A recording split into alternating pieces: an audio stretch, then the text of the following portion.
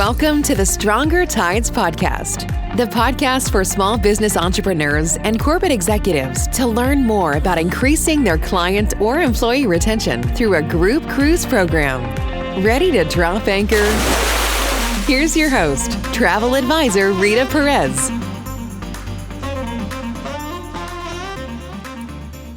Hello, everyone. Welcome back to the podcast. I'm so super happy that you are here today.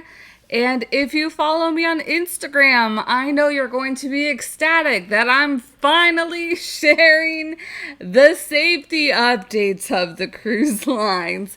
I have been teasing this for some time now, and I decided, hey, it's time to record my podcast. Let's go ahead and tune in to what is going on in the country in regards to all the updates that have been happening recently with the CDC and then the presidential executive orders, everything as it's pertaining to travel and the rules of travel, because the rules of travel are ever changing. So what was going on in December is obviously not happening now in January, and whatever happens right now may not be what's happening at the end of February. So it is an incredibly fluid situation. And this is one of the very important reasons why you do utilize a travel advisor, so that you don't have to keep up with all of this. So a benefit of you listening to the podcast is that I keep you in tune with things that have been going on. And I think it has been quite some time since our last update. So let's go on to the first big one. And it's a really big one from the CDC, and it actually goes into effect today, Tuesday, January 26th. The CDC, any airline passenger on an international flight coming into the United States needs to have a COVID test, like a negative COVID test. That needs to happen within 3 days of air travel. If you don't have proof of a negative COVID test result, the airline will not let you into the airplane. You won't be flying back to the States yet. So I hope you understood that correctly. So if you are flying from a different country back to the United States, you need to have tested negative for COVID up to 3 days in advance. So, and this includes citizens, which that was a part that was kind of shocking to me, is that I've already probably tested negative to go on my trip. So now I have to test negative to come back to my home country. So we won't get into that part. But the important part to note is that if you are going to do any international trips, you're going to need to make sure that you get a COVID test before you come back to the United States. The airlines will not let you travel without it. It's kind of like your passport. If you don't have your passport, you're not going to be able to travel. So the best scenario is a lot of people who have been traveling to Mexico. The all-inclusive resorts are actually providing that as a service now. They kind of have to, in a sense. It's a little sad because they're not going to generate any revenue if nobody's going to be going. So that's kind of like an extra incentive for them, is to provide those tests to you if you're going to be visiting. So at least that's a safeguard, and I would probably trust that over like kind of maybe going it on your own to just a random resort in any international country.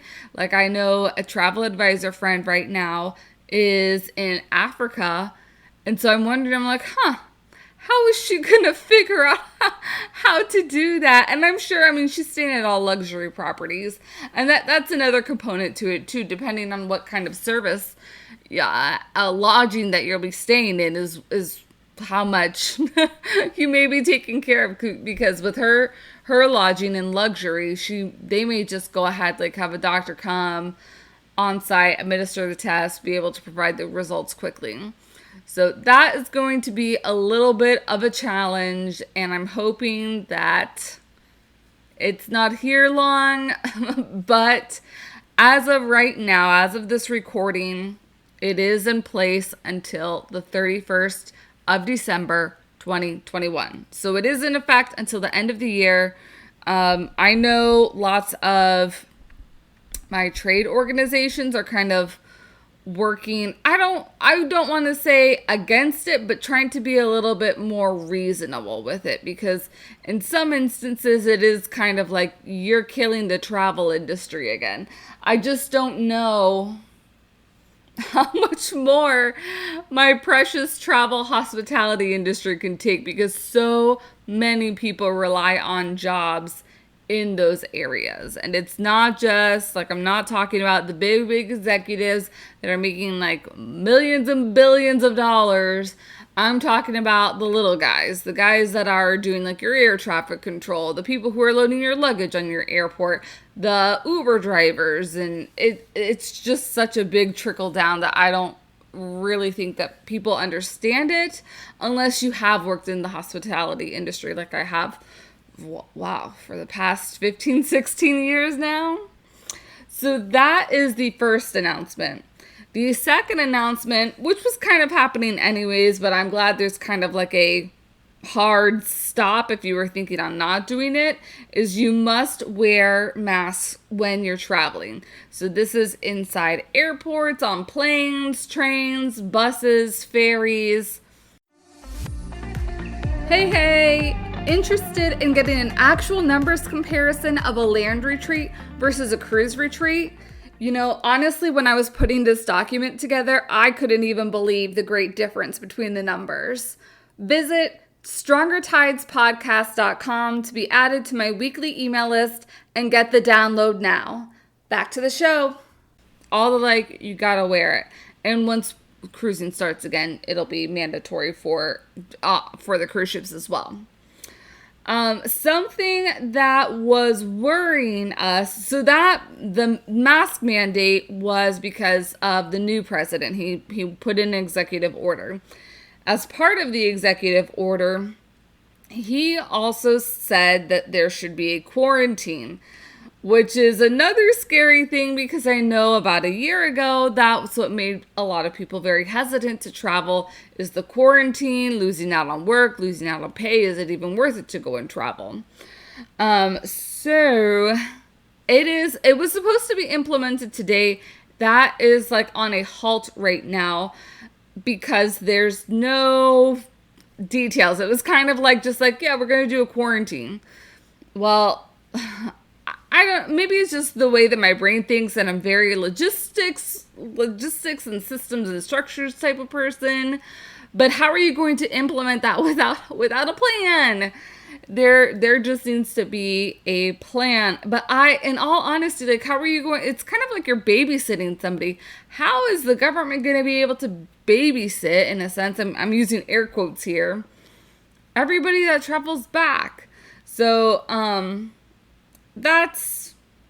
won't get into any of what people are thinking that could happen. We'll just wait until all the lawmakers kind of go ahead and make a plan from that.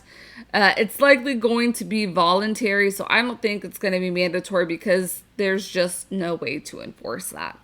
So that quarantine is not official yet. So that is a good thing, at least for the time being. Woo! So lots of big things that are happening in the travel realm. Cruise-wise, there was some really big news with Azamara Club Cruises last Friday, I believe it was, that Royal Caribbean, who is the parent company, is selling Azamara. And I was so sad about it. They are being bought out not bought out, they're being acquired by an investment firm, which now I forget the name of the investment firm. So anyways, that investment firm is putting a lot of money into their portfolio with acquiring Azamara. And then today, or Monday, I'm recording this on Monday, we got some awesome news that Azamara is also putting out a new ship. So they have 3 ships. And now they are going to have a 4th ship. And the 4th ship is actually an acquisition that you may have heard of too. Princess recently sold one of their ships, and I think it was the Pacific Princess, but I could be wrong on that name. So the Pacific Princess is going to be converted into the newest Azamara ship. So that also like big, cool, insightful cruise travel news. So that is really all that I have for you. If you weren't aware, cruising is not going to be starting up from the United States until at least May. So we do have a couple of months, and the cruise lines have a couple of months to go ahead, figure out all the other protocols, not including the ones that I mentioned today. But yeah, there's going to be some time. I'm really hopeful. May will be it. If not May, sometime like June, July. And that's just because of the timeline with the vaccine and the anticipated rollout on how many people should have it at that point and feel a little bit more comfortable with traveling if that's what they want to do. So that is the end of my update. I promise I'm not going to add anything else. Let me know if you had any questions or need some clarifications on what I have mentioned. Please shoot me an email, rita@ritaventures.net. Oh, I did want to remind you, this is the last thing. I wanted to remind you that the Stronger Tides podcast, what you're listening to now, is going to be changing its name soon to the Cruise Retreat podcast. So be on the lookout for that coming up. Same amazing content from me and a couple guest speakers to help make your cruise retreat super fantastic. All right, now that's really the end. Okay, have a great week. Bye. Thanks for joining us on the Stronger Tides podcast. Please subscribe to our podcast. And if you found value in this show, we'd appreciate a rating or a share with your colleagues. Find us on social media at Rita Ventures Group Cruising and online at ritaventures.net. Until next time, happy sailing.